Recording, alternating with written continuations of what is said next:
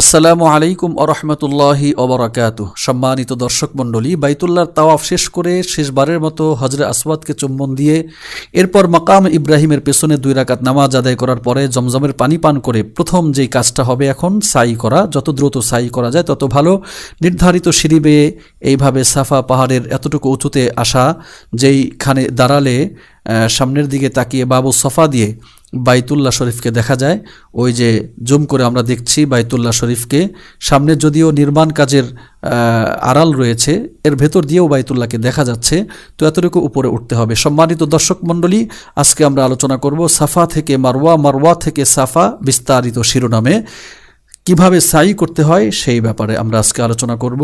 প্রথমে এই সাফা পাহাড়ে এসে দোয়া পড়তে হয়। এভাবে পড়া, আবদা বিমা বাদা আল্লাহু বিহি ইন্না সফা ওয়াল মারওয়াতা মিন শাআইরিল্লাহ ফামান হাজ্জাল বাইতা আও ইতামারা ফালা জুনাহা আলাইহি আন ইয়াতাওয়াফা বিহিমা ওয়া মান তাতাওয়া খায়রান ফা ইন্নাল্লাহা শাকিরুন আলিম। এই দোয়াটা পড়তে হয়, এই পড়াটা মুস্তাহাব। এই দোয়া পড়ার পরে তারপরে নিয়ত করে নিতে হয়। সাই করার নিয়ত করা এটা একটা মুস্তাহাব আমল। আমরা নিয়ত করে নেব। সাই নিয়ত করব এভাবে, হে আল্লাহ, আমি তোমার সন্তুষ্টির নিয়তে সাই করার ইচ্ছা করেছি, তুমি দয়া করে এই সাইকে আমার জন্য সহজ করে দাও এবং কবুল করে নাও। এইটুকু বললেই নিয়ত হয়ে যাবে। এই নিয়ত করে নেওয়াটাও একটি মুস্তাহাব কাজ। এরপরে আমরা বাইতুল্লাহর দিকে তাকিয়ে 2 হাত উঁচু করে আল্লাহ রাব্বুল আলামিনের দরবারে কায়ে মনোবাক্যে আমাদের গুনাহর জন্য মাপ চাইব, আমাদের প্রয়োজনগুলি আল্লাহর কাছে পেশ করতে থাকব। সেখানে আবেগাপ্লুত মন, প্রেমে ভরপুর মন নিয়ে হৃদয় উজাড় করে মাওলায়ে কারিমের কাছে চাওয়ার জায়গা এটা। এখানে আমরা সেইভাবে আবেগ দিয়ে, ভালোবাসা দিয়ে জীবনের সমস্ত গুনাহগুলোর কথা স্মরণ করে চোখের পানি ঝরিয়ে আল্লাহর কাছে চাওয়ার জন্য চেষ্টা করব। কারণ এই জায়গাটা হলো দোয়া কবুলের জায়গা।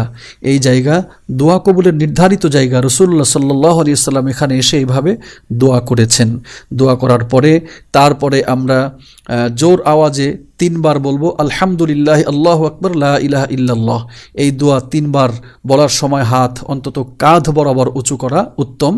এই 3 বার দোয়া করার পরে এইবার সাফা পাহাড় থেকে ডান দিক দিয়ে নেমে আমরা মারওয়ার দিকে এগিয়ে যাব।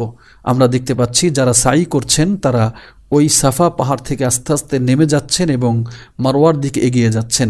যেই জায়গাটা দিয়ে এই সাই করতে হয়, সাই অর্থ হলো দৌড়াদৌড়ি করা। সাই মানেই হলো দৌড়াদৌড়ি করা। তো এই নির্ধারিত জায়গা দিয়ে এভাবে দৌড়াদৌড়ি করার নামই হলো সাই।